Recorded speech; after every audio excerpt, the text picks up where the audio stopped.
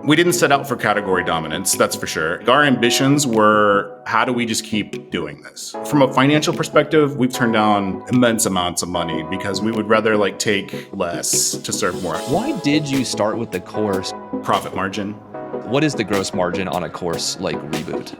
95%. Welcome to the Creator COO, the show where we surface the operators behind your favorite content and creators. I'm your host, Matt Estes. Today's conversation is with Chris Sharpe, the co-founder and COO of Yoga with Adriene and Find What Feels Good. Chris's co-founder, Adriene Mishler, is the world's most influential yoga instructor with over 12 million subscribers on YouTube. Chris, as the COO, has played a key role in this journey. He's grown the business outside of YouTube through a paid membership with hundreds of thousands of members. In this episode, we discuss the significance of operational leaders in shaping the business strategy of creator-led businesses. We dig into the key differences between transactional and subscription commerce, and we explore best practices for ensuring genuine connection with members as creators grow. So with that, I bring you Chris Sharpe. Let's dive in. Chris, thanks for being here. Happy to be here. Welcome to the podcast. I'm excited. So you and your business partner, Adriene, you've built a huge YouTube following. Fair to say, maybe you dominate the yoga category on YouTube, 12 million plus subs. And it's pretty big. Big following, big audience. And you've chosen to monetize that audience through something called Find What Feels Good, which is a sort of a subscription membership SVOD video platform. And by doing that, you built this big durable business around content, media, community. And because of that, I thought with your background there across those two components, I thought it could be really interesting to explore, compare and contrast this idea of transactional commerce versus relationship and subscription commerce. Sure. How does that sound to you? Yeah, I mean, we do a little bit of both, right? So we do have our transactional classes and collections that we sell, but the idea is, to move people away from one-off purchases and into the community where it's everything is there and it's much, that's the best deal that we offer, and that's the thing that we're most excited about. So the idea is always when people are, the YouTube is kind of top of the funnel, for lack of a better term. Right. So everyone's, we've got millions of people finding us on YouTube. Some people, no, that's not for me. They bounce off. Some people are a little bit more intrigued and remain a casual, participant in those videos. But then the people that get more curious and want to, our YouTube channel is really designed for people that are new to yoga, or the people that might not normally go to a yoga class for whatever reason.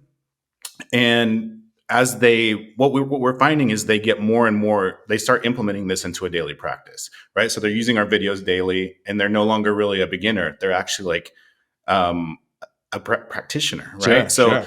The way YouTube works is we got to stay focused on YouTube channels really work best when they're, in my opinion, especially in the instructional space, when they're super focused. So we keep the format the same. We keep the general level the same. We don't experiment too much, but we wanted to start offering more advanced practices so people would have the next step to go to. So initially we started doing those as transactional, just one-off. Here's a course, and we would usually pop up a community, like a Facebook group for people that were going through that course, so they could connect with each other together. So then what we started finding was that those little communities were starting to grow and take on a life of their own, and we saw that people really were going to the next stage. So with the app, what we've endeavored to build is overall, you can picture it they're coming in through the YouTube channel, but then we want to give them a place to go and a place to, and we know this is going to be a tiny subset of what the YouTube channel is. So you've built this, so it sounds like what you're describing is you've built this, you've got this YouTube layer, you've dominated the yoga category. You're building a fan base, an audience, a community, and then you're funneling them down into something more lasting. I guess. Yeah, now that we start talking about it like that, I like to think of it more of a pyramid instead. We're laddering them up. Well, yeah, okay, fair enough. So invert it. The audience is at the bottom, the fandom and the community is at the bottom, and then you you're going upwards as you're increasing your value and your value Yeah, they're prop and your revenue. progressing. So yeah, Yeah, so our core people have been members a long time. They're like super active on the community, in the community, wherever that.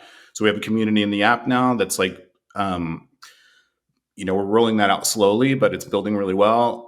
So the people that are they've worked their way up the ladder, because once they've integrated yoga into their lives, what we're finding is they start moving on to other things. Like, oh, I'm feeling like much physically better. Now I want to eat better. So they start changing the way that they eat. Now they're like, oh, you know what? I have a lot of people in my life that are not great for me. So they start like looking at their relationships. It's everything from friendships to like closer, partner type relationships. So they're like figuring that out. Then they start, oh, I've changed, I've like made such progress in these areas of my life. And they're like, why am I sitting in this cubicle job?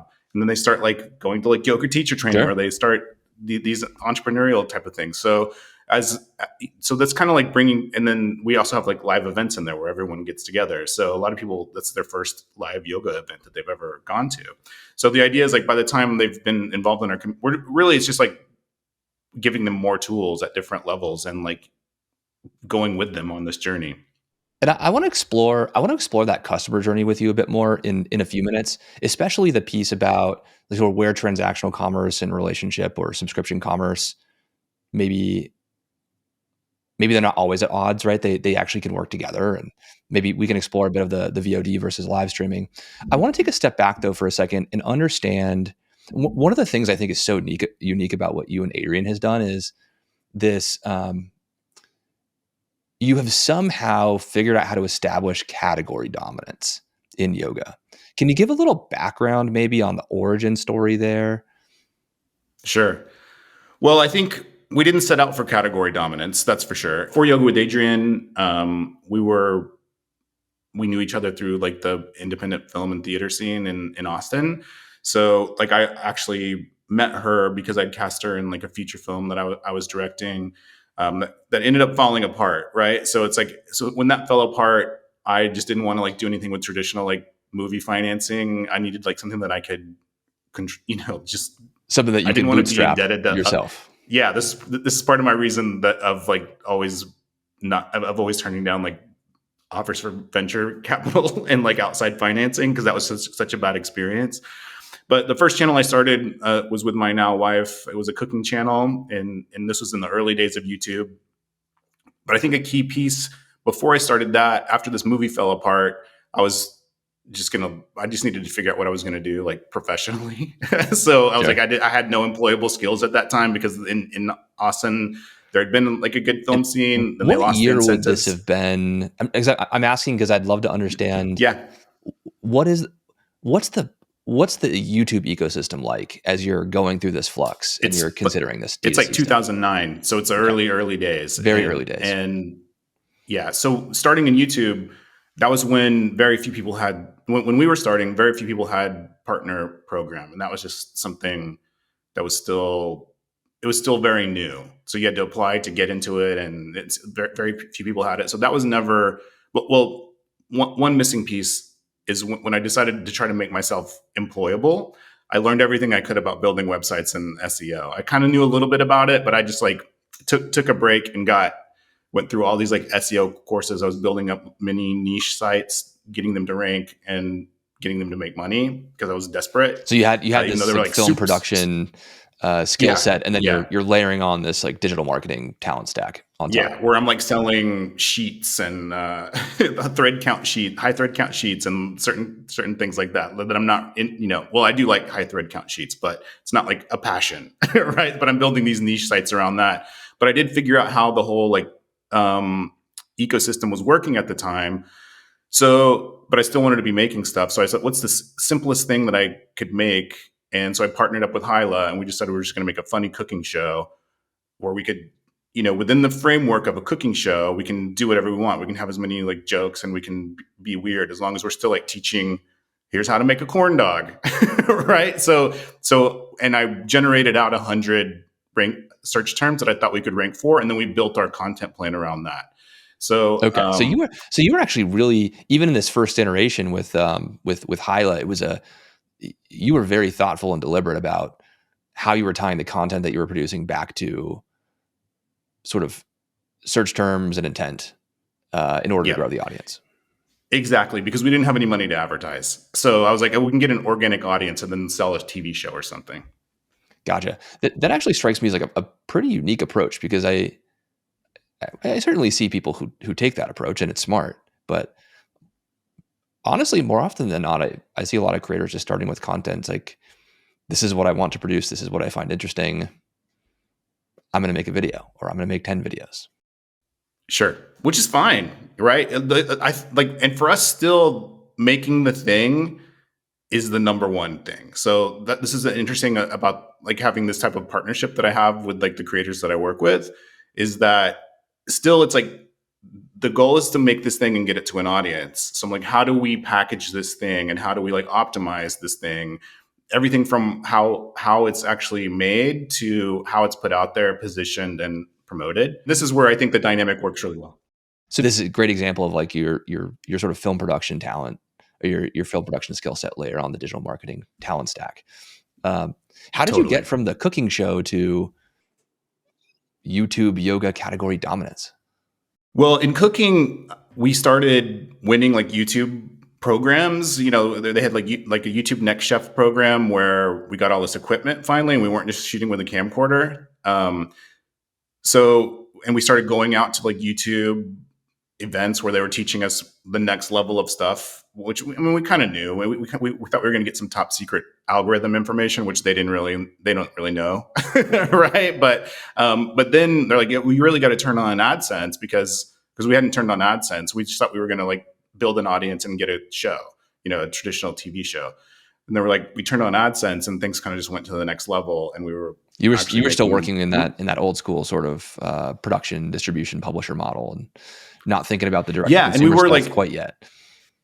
Well, we were doing cookbooks, right? So we were selling like digital cookbooks at the time, and that was enough for like Hyla to quit her job. And then once we saw the YouTube thing was working, I was like, well, if we had like another channel, that'd be enough for like me to quit my job too. And at the time, Adriene was essentially like teaching like donation-based yoga classes at a little studio and like doing acting. And I was like, well, acting and voiceover acting.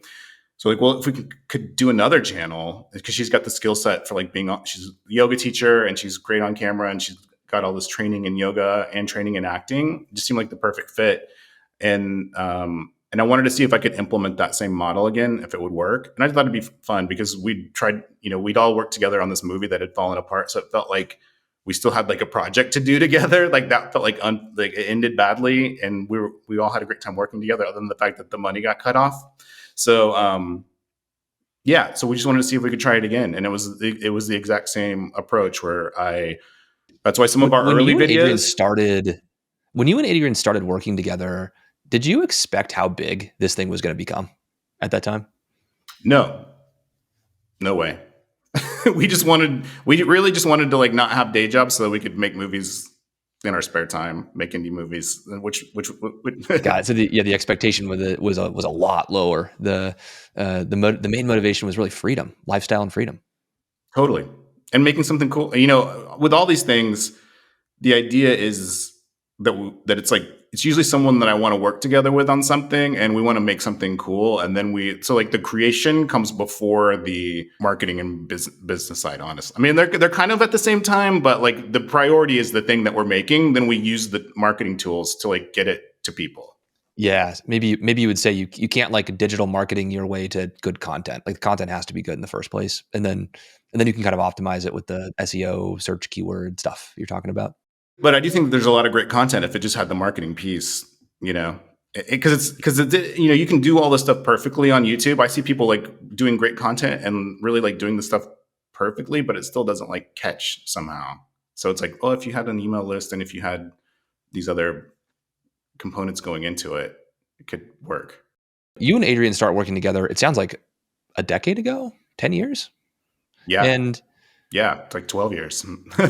how has so you've got Adriene, who's the creator, she's the face in front of the camera and the CEO of the business, and then you've got you as the CEO, or as I like to say, the creator COO behind the camera, working your magic.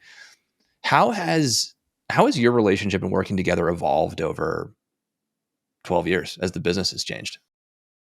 Well, I mean, we've always had like a great working relationship. The level of trust is probably way higher, and I think our understanding of each other is much higher. So like my goal is really um, now what's the next phase? Like I don't know what the next creative phase looks like of the vision, right? So it's like as she comes up with that, then I'm like, okay, great, and then we like sync up and how we can bring these two elements together to like make it really work. So but it is, and also So there's the trust and then the creative partnership together sounds like what you're exactly. pinpointing there. Yeah, exactly. What do you actually do day to day? Like if you had to break down your day to day or like your weekly schedule into 3 or 4 or 5 big blocks, how would you define it?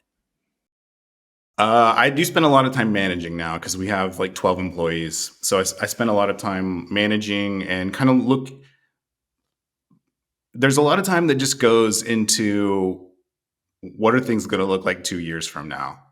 Right. So it's like, so I'm like I'm already like planning for the next phase of how like, that is one skill set that I really like have come to trust about myself, where I can kind of see a little bit, have a good instinct of where things are moving. So I'm trying to like look at where the company needs to be like 3 and 5 years out. So I don't have like a regular day. Like none of my days are really like the same. Sometimes I'll be out on a shoot. Sometimes I'll be here working on.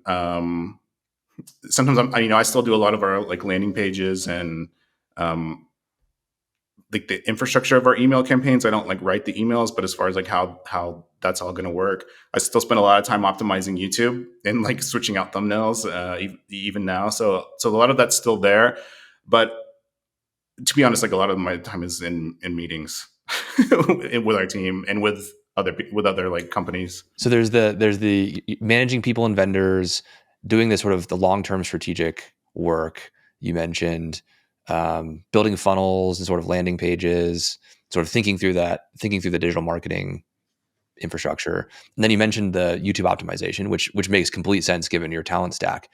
Is there anything that you do that you would say, is there anything that you do regularly that's like particularly unsexy? And I asked the question this way because I think I, I talk to a lot of creator COOs and they do a lot of sometimes monotonous, the monotonous back office unsexy stuff. And people are just less likely to highlight it unless I ask the question directly. You know what I Well, mean? let me like I consider like meetings to be pretty unsexy, but no, we have a good team in place for our back office. Like finally, I used to spend a lot of time doing that, but now I try to just Hire look at the for end of the it. week reports. Yeah. Yeah, hire for it. When So when did that inflection point happen? When did you stop doing stuff like bookkeeping and accounting or legal and compliance? well, I've always outsourced the bookkeeping and the accounting. So like that's from the very early. That's not my skill set at all. So like finding good people to do that part has been a key part from the very beginning, and that's all. Like that's what I would encourage people to do first. It's like it's people that are in this business usually don't have that skill set, and they Yeah. shouldn't be doing their own books. Yeah. So that's been outsourced quite a bit. There's a lot of stuff that because now we have a lot of HR stuff like healthcare and retirement plans and all that kind of stuff. So that's handled internally. So we do have someone internally that's like works with the different CPAs and bookkeepers and benefits people, but it's not me. Like That's that's I smart. Yeah, delegate. maybe outsource the stuff that's not anything that's not product or revenue generating. Maybe think about outsourcing that stuff first. Get that off Well, the and plate. to circle back, I was still doing a lot of it other than the accounting until the pandemic hit and everything just blew up on across all levels of our company. So then that's what got us serious about hiring Mm. like people to handle the HR and finance and just assistants in general, so that to schedule meetings and follow up on emails. Another question that comes up a lot in talking to creator COOs, particularly when they're working with creators maybe an earlier stage, a much earlier stage than you're at, is creator COOs are thinking through how to build a team, which people to hire. And you mentioned you have 12 employees. Could you talk through maybe what the makeup, like the functional makeup is of, a dozen folks at the org, and maybe the sequencing, or, how you thought about when to bring certain people in to the business? Yeah. Well, unfortunately, it's always been a matter of like waiting too long and rushing, but it's ended up with like good people. It's ended up with great people in the different roles. So we're kind of like split in between Los Angeles and Austin. So in Austin, we have like our production facility there. We have our production team. So we have like someone that's in charge of production, someone that's in charge of partnerships. So we also have someone that's in charge of like the finance and HR stuff, HR and legal. That's where Adriene is. And then here in LA is where we do like our post production and our like digital stuff. So we do have like we have two editors here, and then our developer genius is in Las Vegas, but he just tapped, so he's keeping an eye on running all that. That's something that I took too long to like delegate out. I was still doing a lot of You said the developer genius, so you're talking about the yeah, tech side.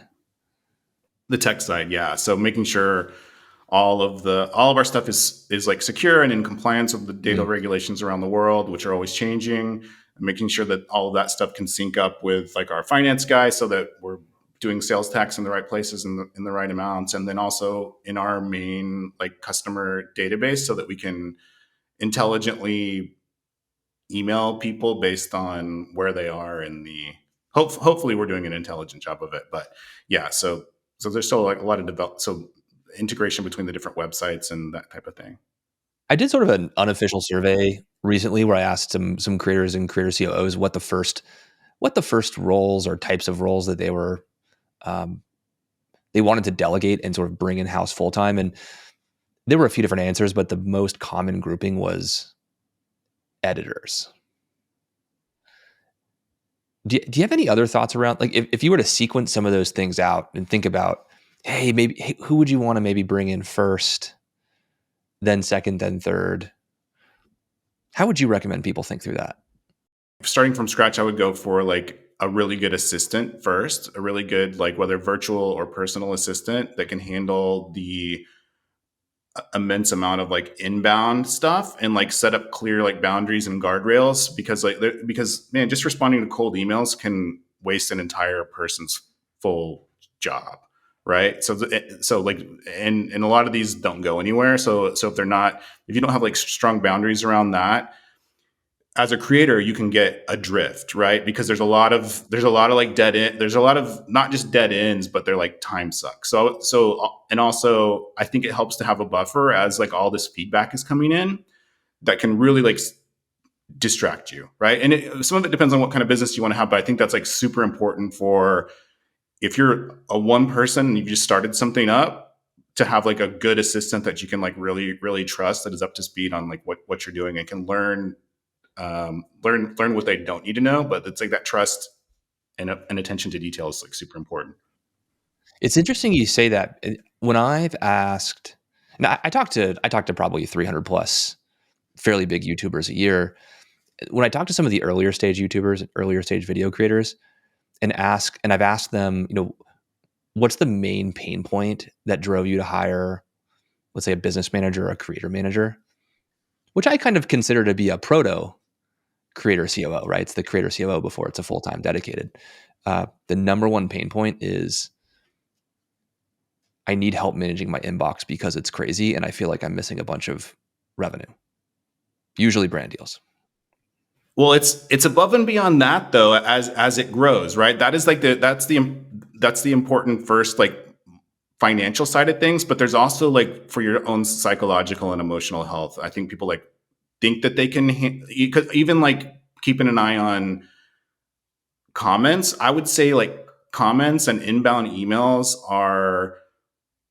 they're potentially like incredibly harmful because they add up, and the ones that are like the most these are comments and emails from fans, from the audience. So this isn't even exactly not potential brand partners. I see. And even just the little annoying ones can add up. So like it's important to like have a screen, because if you're listening to the squeaky wheel, it can like derail your entire channel, right? Or if you're listening, so the more you can have someone just that you trust be a frontline defense against this kind of stuff. Like, I think that would be more important, even if like editing is getting stressful. But if you can just like make videos and edit, and you don't have to worry about, I mean, it's important to have like some insight into it, but there's a lot of stuff that's just has the potential to completely derail you. At least that's what I've found at our scale. Even for me. Yeah, it sounds like you're referencing like maybe uh, sometimes you get, even if you have a really positive audience and community, you're still going to get negativity. You're going to get folks complaining about something, and that could wear on you psychologically. Oh, absolutely. I would say that's probably been one of the biggest challenges that we've all like faced in the business, right? So that's why I have someone screening my emails now too. I mean, I need to know, like, we need to know, but we need to be looking at the bigger picture, right? So we can, if it's like, if your channel is like growing exponentially with like, or your business is growing exponentially, and you're not going to hear from like 99% of the people. So if you're getting, anyway, it's important. Yeah. Like, I think It makes, and also there's totally important makes sense. And that's I'm not that public facing of a person. And so it's a problem that I think understand, and I try to empathize with, but I imagine it's not something I would truly feel the pain of unless I were in a situation where I was a right. creator with a 12 million plus YouTube subscriber base. I can only imagine how much positive, but also negative stuff you get. So Yeah. changing directions a little bit. So you and Adriene have built this amazing YouTube brand. I guess you've got, on one hand on YouTube, you've got Yoga with Adriene, and then you've got Find What Feels Good. And you painted this picture earlier of this. I had the reverse pyramid, the sort of upside down triangle, and then you flipped it with the YouTube and the audience building and discovery at the bottom, which I love, laddering up to revenue. I imagine you started with some advertising revenue through AdSense programmatically and brand deals.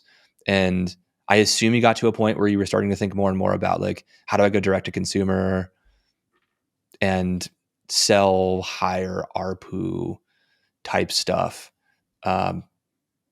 Where did you start with that conversation in the business? And then where did that take you over time? Yeah, sure. Well, I mean, honestly, like, AdSense was just too slow to ramp up. It wasn't enough.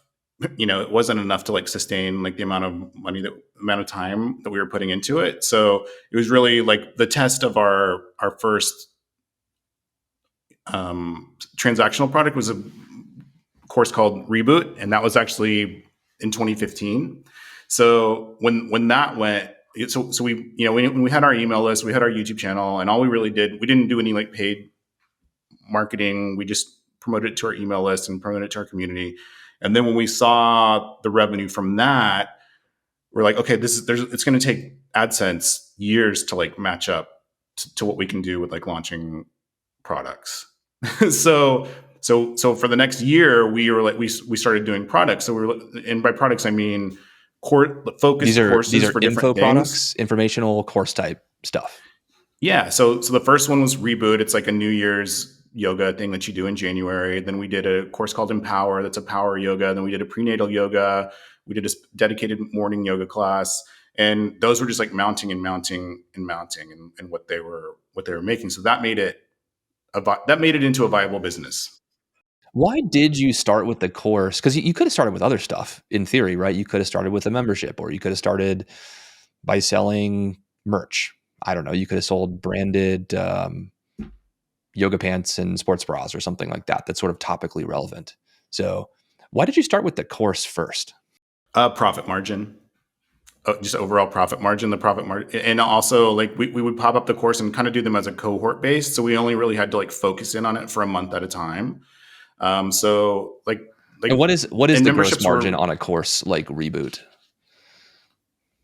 I mean, like it's got to be like 95%. 95%.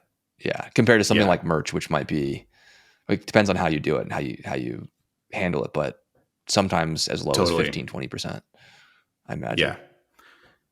Yeah. And we did, we did launch our first like physical merchandise during that time, and that did really well. And once again, we were like very conscious of, we didn't want to have inventory. We wanted to like optimize like profit margins. So Yeah. we would do like pre-orders, so people would pre-order it, then we would print them and ship them, and those did really well too.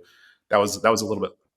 Who did you use to do the merch side of your business? Did you partner with like a Spring or We used a company called Amplifier, which is they're awesome.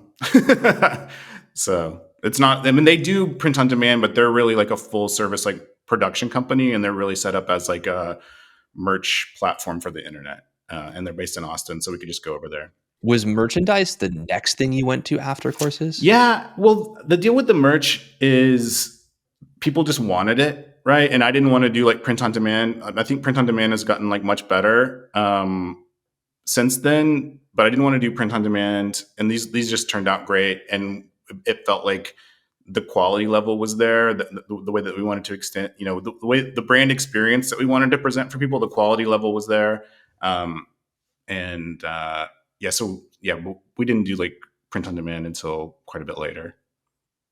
So courses, you've got your just to recap a little bit, you've got your YouTube channel, you're building an Mm-hmm. email list, which is really savvy. And then you're starting to own that customer communication more and more. You start to leverage courses, which are 95% plus gross margin, extend into merch. Then what next? Is that when you start thinking about the membership and the subscription revenue? Or is there something else in between? It's like the company we were using at the time for like our transactional products. They asked us to like, do you want to be part of this like SVOD thing? You can be one of the first two people, and we'll just like set you up. It won't cost anything. And we turned them down initially because we didn't think that we had enough. This is part of my like our like self education on like what really works on a membership. We thought we had to be like producing content every week to make that viable. But instead, we wanted to test it out because we wanted apps and all that kind of stuff, and we thought it'd be cool. And it would like reduce the headache of what I'd been doing, because I just had like a WordPress membership system, so it was all like a WordPress site with like a membership login. So customer service was a pain.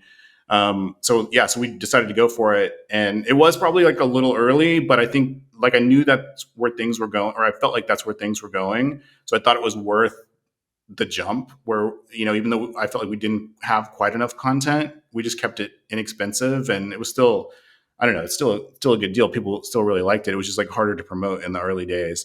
So we jumped to that, and then I've always been a fan of subscription or membership just because of the recurring revenue. Like I think once you have the recurring that's the trick that's hard on transactional, is like how do you like plan out the year? How do you know what you can actually do? Whereas like recurring revenue kind of gives you an idea, and it gives you like a dashboard where you know what knobs to turn to like make it go up. You can make it go up. So, and then you can have a good idea of what you're probably going to make 6 months from now. So you can decide whether you're going to do something that may lose money, like a yoga retreat Mm. or a live event, which we hadn't figured out how to monetize yet. So you've got, and just to double click into that, so there's an element of you've got this Mm-hmm. predictable revenue stream. You can kind of forecast forward how Mm-hmm. much you're going to make, and then presumably use the profits from that revenue stream to reinvest somewhere else in the business. Totally. Because I think once we had our like expenses covered, like I said, we still didn't have like grand like our ambitions were, how do we just keep doing this, right? When you launched a membership, when you launched a subscription business, did you stop doing courses? Did you stop doing merch? Or are you doing all these things together sort of simultaneously? No, it's like we would just do it like, you can get this course for $27, or you can get this plus all these things for like $9.99 a month. So it's like we would position it like that, where it's like you can get this course, boom, you've got it forever, or you can subscribe over here, and also get all these other things. So that was our marketing plan. What is your P&L, or what is your revenue stream build like roughly look like now? It's because your business is so interesting, because you've got so many different product lines underneath the two brands that you've got.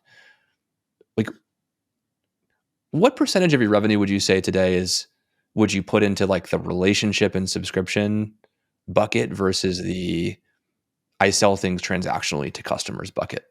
Yeah, if we're just talking, yeah, selling things transactionally is probably I'm gonna, we actually have two separate companies. I'm gonna like combine them just for like the sake. Most people think that they're all the same, but I'm just gonna like combine them in. Like transactional is probably 10% Wow. generously. That's smaller than I thought you were going to say. And is that mostly courses at this point? It's mostly, well, so some of the courses we sell are like collections that are like pay what you want or pay what feels good, right? So like the idea behind that is it's like it's great. We want to show people like the quality that we deliver and all this kind of stuff, but it's also like if someone will spend $1, they're like much more likely to subscribe to the membership. So it works as two different. So it works as like an upsell into this. So a lot of our transactional stuff are like selling for $1. So there's like it's like the scale of it is a lot, right? But the revenue from it is not a lot, but it tracks into the next level of it tracks. We can see the path, like, okay, this is cool, I didn't get ripped off, and this is good quality, and I want to do more, and this app looks cool. So people might buy that transactional purchase and then move into the membership, which is ultimately, it sounds like, where you want them to be. And that's where you that's where you both earn and generate the most value for the customer. Yeah, and it's also like it's kind of like moving someone from a cold to a warm audience, right? So it's like they come in to people will come in, yoga for beginners, they have no idea who Adriene is, they see this video. So we're gradually like building the relationship, like warming it up, so that the more that they know about her, the more they know about what we're doing, the more likely they are to like, okay, yeah, I'll subscribe to yet another thing. Right? It's like there's a hurdle now that there wasn't in the early days to, like, because everyone ended up with so many subscriptions during COVID times, and so it's like, so it's just kind of massaging that messaging around that. You talked a little bit earlier about the value in the predictable revenue and how that impacted your ability to make decisions and investments elsewhere in the business. One of the things, there's a couple things I hear over and over from creators and creator COOs when it comes to subscription revenue versus some of the high margin transactional stuff like courses. The first is, well, if I charge somebody, if I'm gonna bet on subscription revenue over time and maximize customer lifetime value that way, then I have to deliver value over time. And that's scary. I'm not sure I can commit to that. So that's one. I think a second thing that I sometimes hear is, well, if I can just capture let's say, $200 on the sale of a course up front, why sell a subscription even if it's $20 a month? I mean, you can calculate the break-even point in theory, but like, why not just capture the cash now? Why wait? And then I think there's a third, which is, and maybe this is related to the other two, but I think a general misunderstanding maybe of like the importance of repeat customer transactions over time, and even if you're in a transactional in a transactional world, and also like how churn and retention work. Uh, what have you learned? You've built this big subscription business now. I'm sure you think a lot about retention. You think a lot about churn. What have you learned on those 3 points? And what would you say to those objections? If you're going to like sell $200 one time to a bunch of people, you've got to put time into the marketing and the funnel, and you probably need to run paid ads into it, right? I mean, we could do pretty well because we have such a big YouTube audience, but the percentage of people that buy a high ticket course and like never do anything with it, I mean, I don't know exactly what it is, but you get people ramped up and they get a dopamine hit from hitting it once, right? And you see this in like particularly anything to do with fitness, right? If you can sell someone like a weight loss course, the chances they get a dopamine hit with weight loss relationships. So you get the dopamine hit when you click the button and you buy the course. You click the button on the website, and then what's next? And then a lot of times that like satisfies what you're trying to do. Like I do this with like internet marketing courses, like, oh yeah, I do want to like learn how to do that. I click it. I spend like $500 and then I never like go back to it. So there's that. I'm not saying everyone does that. So for us, I would rather, for us, that's not that type of transaction is not like contributing to like what we ultimately want to build, right? So if we can like ease people, maybe it's, so for us, it's a much more long-term play, right? I don't want like say that even if that's like $190 profit margin, I don't want that. I want to continue to like build this parasocial relationship, for lack of a better term, with this audience. And like I would rather have them do a pay what feels good course and like, oh, this is great. I feel good about this transaction. I'm actually going to do it. And then like, oh yeah, maybe I will try out this membership, and maybe they're just around for a few months, but they get a lot of like benefit out of it. That's what I would rather have at scale than like $190 a bunch of I times. love that. I think and especially the point about the dopamine hit occurring, the dopamine hit, you're selling an educational and transformational product in that situation, right? And in theory, when they click that button, in theory, you're making a deal with the customer and saying, you pay me the money and I'll deliver a transformation to you. I think if in theory that's how it should work. Now I think courses can get pathologized and end up not working that way, which we can get into. But um, one of the realizations as I've worked with a lot of creators and learners, frankly, people who want the transformations, whether it's fitness or something else, is they really care about the transformation, and transformations take time. They don't just happen. They don't happen as fast as clicking a buy button. And there's something elegant and very pro consumer in aligning the value that you receive as the creator through a subscription with the pace of the transformation that occurs. So you're essentially aligning the payment of the dollars with the payment of the learning. That I think is really powerful. And we know this in our own business, at Uscreen, word of mouth and satisfaction matters so much. And so I ask people, if you're selling high ticket courses, and again, this doesn't apply to everybody, of course, but are you delivering on the transformation? Are you satisfying the customer? If you can, like, think about the word of mouth that drives and how many more customers you get and the virality there. If you deliver a transformation to one customer and that one customer then refers your yoga subscription to 2 or 3 or 4 more people, that's free marketing. Well, I did want to like circle. This ties into this, but I wanted to circle back to one of your earlier points about like delivering value that I didn't respond to. So on the membership thing, I think there's a lot more ways to deliver value than just more content, right? So that's what we're trying to do. So it's in line with this transformation and like the relational thing. Our biggest driver of views on our membership is the monthly calendar that we put out. So we put out a monthly calendar, and here's what the community is doing. Here's you can do any video that you want, but if you log on and you don't know what to do, there's like a video that's going to be recommended to you, and this is what everyone's doing that day. That's chosen to like follow this calendar.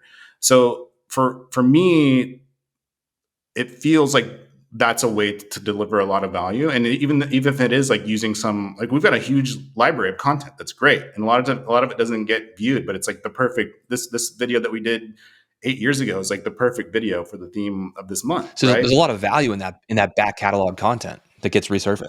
Yeah, yeah. And there's so much content. Like it's hard to like even know what TV show to watch, right? So I just feel like people are like deluged with content, that it becomes like this decision fatigue. So we're just trying. So that's one of the ways that we're attempting to deliver value, and we put a lot of time and work into the calendar. So that's one of the ways. So this is just for like other creators out there. I don't think that was one of the things that stopped us in the early days. We didn't think that we had enough content. I don't think that that's like really. I think there's other ways to really deliver content, that deliver value that's kind of like next level, right? So what we're trying to do is do that through the calendar. We do it through Adriene's vlogs, where she really doesn't do like the direct to camera personal talking anywhere else, right? We used to do that on YouTube, but it was like hurting the channel overall. So we moved that to the membership, and then the community features that we're like slowly rolling out. So especially as we will have rolled, if this is going out in January, we'll have rolled a lot of that out, a lot more of those out. But the whole deal with we're constantly trying to. We have a vision for what we want to do with the app and the membership. It takes a while to implement everything, right? But it's always about delivering more value. And the value we see, there's a slightly more abstract or like harder to like pin down concept of value that goes above and beyond just like more videos or more live sessions or more, right? More videos. Yeah. I love that you're calling that out, because I do see a lot of, again, back to the transactional versus sort of relationship based and subscription content experience. Creators are already, they're already spending so much time and money creating content. They're like, man, what do you mean? I got to create more. And also, it's a subscription, so I'm on the hook for delivering this value over time. And I think what you're saying, and what I often echo too, is that Stressful. there's a ton of value in back catalog content, like a shocking amount, really. And then the thing I think you said there about the vlog style, I find very intriguing, because I do see a lot of creators having success with maybe this less produced, more authentic, talking direct to the camera type stuff behind a paywall. We see a lot of, maybe this is part of community building, but a lot of community members, subscribers are craving more of a direct relationship, and they want to see the real creator in some ways. Um, and it's less produced, so you don't have to spend as much money on it, right? Well, there's that, but I think like I th- I think once you get to a certain scale, like it's kind of about discretion, right? What do you talk about to 12 million people, right? Regardless of whether it's going to impact your YouTube channel or not. What do you know what do you say to potentially 12 million or more people, or what do you say to this number of people that's like paid to be a part of this like journey and this experience? It's different, it's like safer, right? So it's like so like it reduces a lot of the pressure.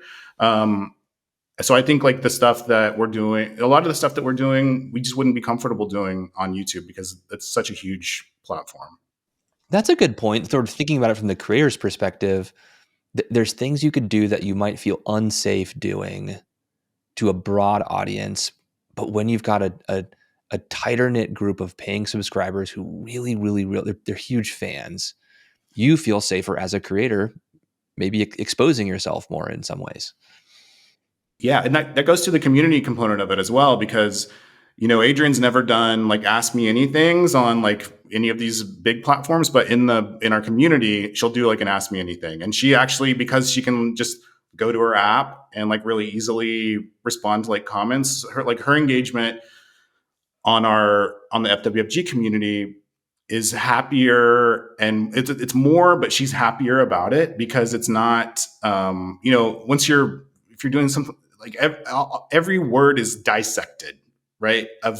And you got to be so it causes like a reticence to like be very public or like to post very much on like the big channels. But here it just feels safer, and then that's part of like deliver. It's part of like there's like value in the relationship, and so it's part of fulfilling that value.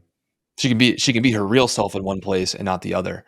Um, I would say she's real everywhere, but just more it's degrees, like varying degrees of it's a sliver of what you're yeah, seeing, varying right? degrees of realness and intimacy, maybe, and like Mm-hmm. vulnerability, perhaps. Yeah. Yep. One of the things I found really intriguing about your business, one of the things I first noticed when I met you and got exposed to the brands, yours and Adriene's, is you've got the Yoga with Adriene brand, and then you have Find What Feels Good. You could very easily have just called them both Yoga with Adriene. So why did you split them?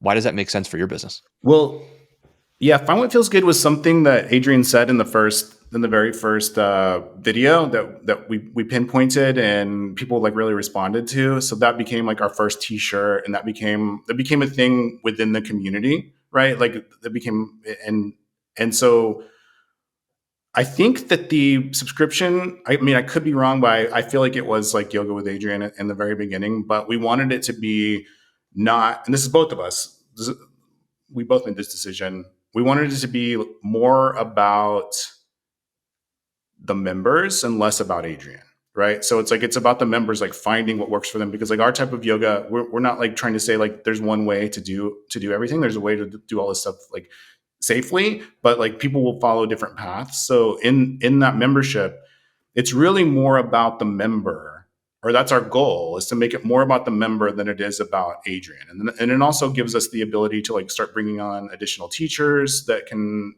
focus on areas that overlap a little bit with what Adriene's doing, but there's things Adriene wants to learn more about too, such as like functional training. So she brought her functional training teacher, functional movement teacher in, and he's like actually teaching her in the videos. So it's like she's there, but I would say like in Fun What Feels Good, she's part of the community, right? It's like we're guiding people, but it's not like a top-down type situation. So the name felt more focused on what we want the experience to be like for our members. There's a big trend right now, and I wouldn't say this is a new trend, but I think it seems to be, it's being talked about more and more in the like YouTube and video creator landscape. This idea of like the personality led content sort of transitioning to more of a media brand umbrella. And as I've talked to creators about this, there's a few reasons that keep coming up over and over. And so I'd love to get your reaction to this. The first one is when you're just a personality led brand, the creator's on the hook to produce content. And so creator burnout's a big thing. I've heard that from the Magnolia Network folks about, Chip and Joanna Gaines and their burnout, or, Barstool and Dave Portnoy, to name some really big creators who are feeling burned out. And then I'm sure there's, hundreds of thousands of smaller ones as well. Another one is, I think that maybe this goes hand in hand with the burnout a little bit, but creators and creator COOs are building durable businesses and generating real equity value. And so there might come a time at some point down the road where you want to capitalize on that by either, selling the business or maybe doing a secondary equity round, something like that. And that can be kind of tough because if you're very, very personality led, then you've got what investors might call key man risk. So you invest in Barstool, and the first question you ask is, well, what happens if Dave Portnoy takes a step back? What happens to the business? Did any of that enter into your decision making?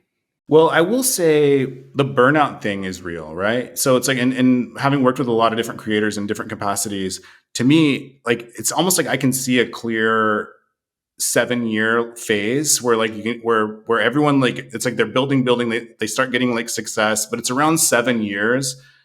Anyway, there could be this is the number it feels like to me when creators. You're saying there's like a rough kind of life, like a career arc or a life cycle, maybe. Yeah, like of the burn, because it gets to be too much, right? So you've got to like plan ahead for what the next thing may be. And so for me, my thinking is, as you become an expert at something, there comes a time where it's like time to reinvest some of your energy in the people that are coming up, right? And helping them, right? So it could be, well, so we've kind of like built that structure in, because now Adriene is getting a lot of like of value from like identifying and helping, like there's a lot of great yoga teachers, a lot of great teachers in different things, but they may not be quite ready to like go on camera. It's like they don't have like a performance background. So like in a way it switches to like a mentorship kind of situation. And also has a secondary benefit of like she's introducing our audience to like these people that she's built relationships with. And it takes some of the pressure off, right? It takes some of the pressure off of her to like drive that. But I wouldn't say it was necessarily, we don't really have ambitions of venture. We don't have intentions of like raising money. This is a permanent. Stuff. This is a permanent business for you. This is no intentions to exit. Exactly. Yeah. The mentorship thing is interesting. It seems like I think I've been hearing that the mentorship piece and the sort of, how do I put this? It can be hard to find other creators that fit underneath your brand umbrella that have the skills, just the basic, whatever it is that you're teaching, maybe some of the sort of on-camera skills. B, have the charisma, like the flair, like the something extra that really attracts audiences to them. and then C, that are just as committed to the media brand, or are as committed to the brand, to building the brand and being a part of the story as you need them to be. Um, and that last piece, that one's tricky because I think you can take both sides there, and you can see, obviously there, if you're a bigger media brand, and I can think of a few examples of folks that are doing this right now off the top of my head who are struggling with it. Like, you're helping to mentor these folks, you're training them, you're investing time and dollars, into other creators underneath the media brand. Uh, at some point, though, I think talent gets big enough, and you end up reaching some point of conflict. An example of this that immediately comes to mind is like in the early days of YouTube, Michelle Phan and Ipsy really struggled Mm-hmm. with this. Do you remember that story? Yeah, I mean, I remember. I'm not like super familiar with the details because it's been a while, but I do remember that Yeah, so when it was happening. Michelle was this really popular YouTuber early on, doing makeup tutorials, and I think this was like 6, 7, 8 years ago. Before, I mean, the makeup space and unboxings and stuff, I mean, I think has grown exponentially since then. But she partnered with the folks at Summit Capital, um, and she founded it's like a subscription box business, kind of like what Birchbox was to early days. Yeah, But she was most of their early. She customer was early acquisition with was that. coming It seems like. through this big YouTube presence that she built.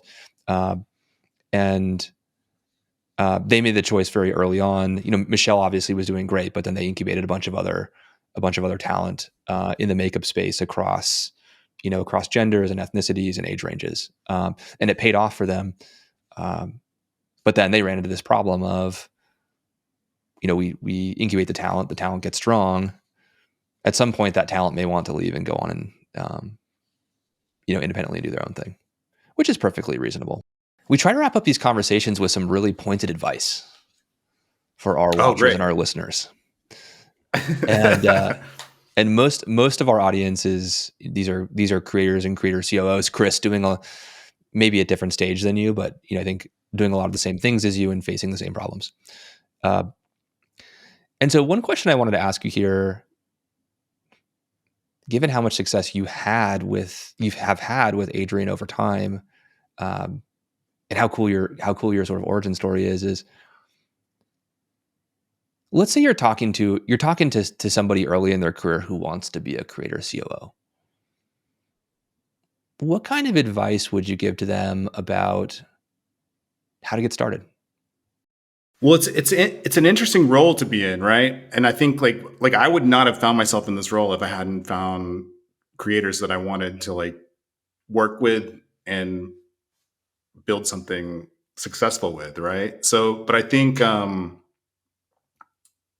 it's important. I think there's a big difference between a creator COO. There's a lot of like managers around there, right? There's a lot of managers running around that think that they know how to like actually build a business, and it's not so like the creator CEO. It is like a partnership, and I think it has to be a partnership, and you have to realize that you're there to um, facilitate the dream and execute the business around it, right? You're not in so the more of an equal partnership it can be and the earlier it can start, I think the better. But it's tricky. I mean, it is a tricky role to like figure out. A lot of people think that I'm a manager, and I'm always like very clear that I'm not a manager. You manage, but Right? So like you do stuff too, and you're a partner. Yeah. yeah, yeah. So I mean, it is that like we are kind of like charting new ground with this type of role. I think. Um, so yeah, I think, but I do think like your ability to like identify like talent and someone that's worth partnering with for a long time is key. Another related question to that: you're talking to an aspirational COO again, someone who wants to go this direction with their career. You want to find an Adriene to work with, somebody who's talented, someone that you can partner with. How does that next aspirational creator COO find their Adriene? Well, this is hard. This is actually really hard. You have to like always be looking, and I think like this may like key into this other point. But if you like find the right person, you may have to be prepared to like invest.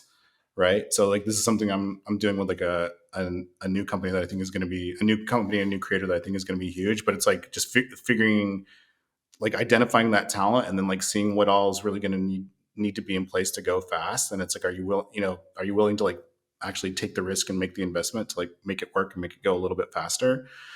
But as far as I think it would depend on like the niche that you're looking at. I mean, there's like a lot of people. There's a lot of really really good people on YouTube that aren't really like breaking out, right? They probably just need that skill set, like the marketing business development skill set to like partner up with. So like I'm amazed at some of the YouTube channels that I see that I think are like fantastic. They're just not particular in one of the categories that I want to that I'm ready to like go into.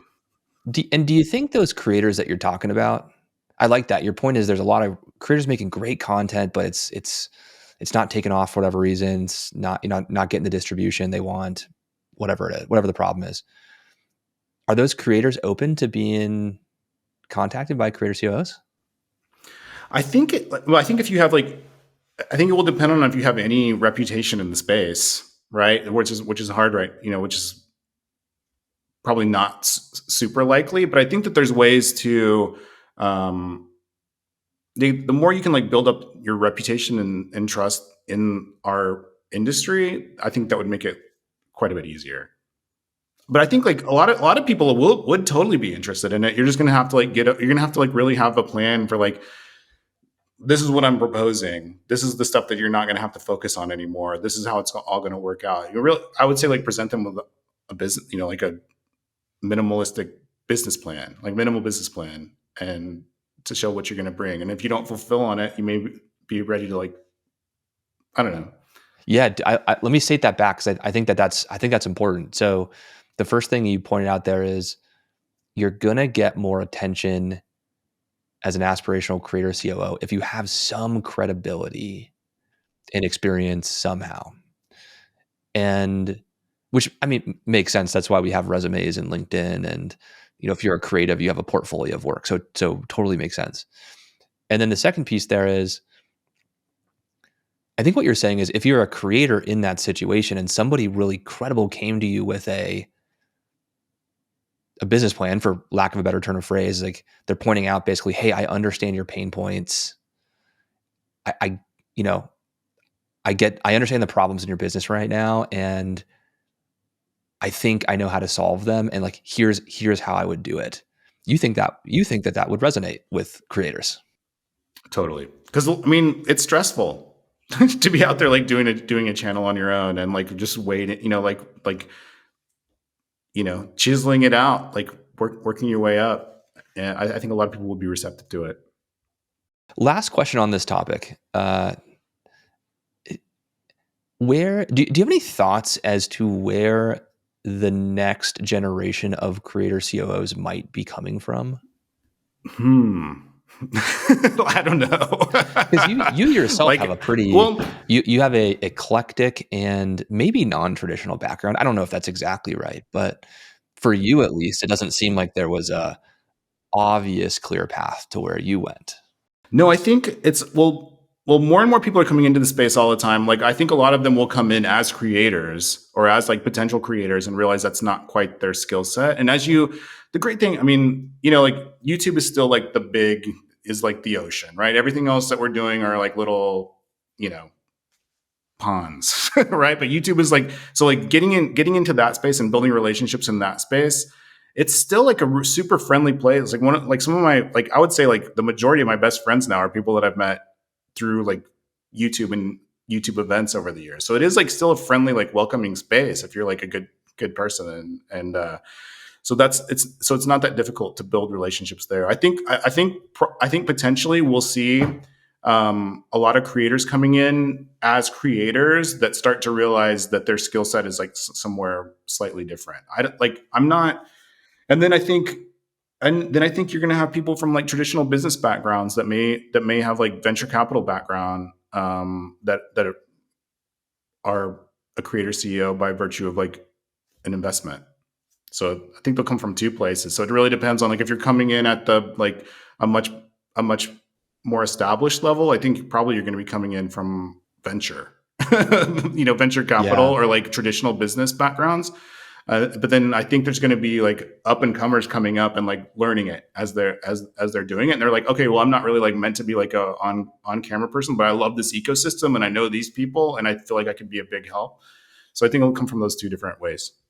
I like what you're saying there about the creator who is creating, but then maybe figures out that's not quite their skill set or maybe not their personality type or not their passion, so they move behind.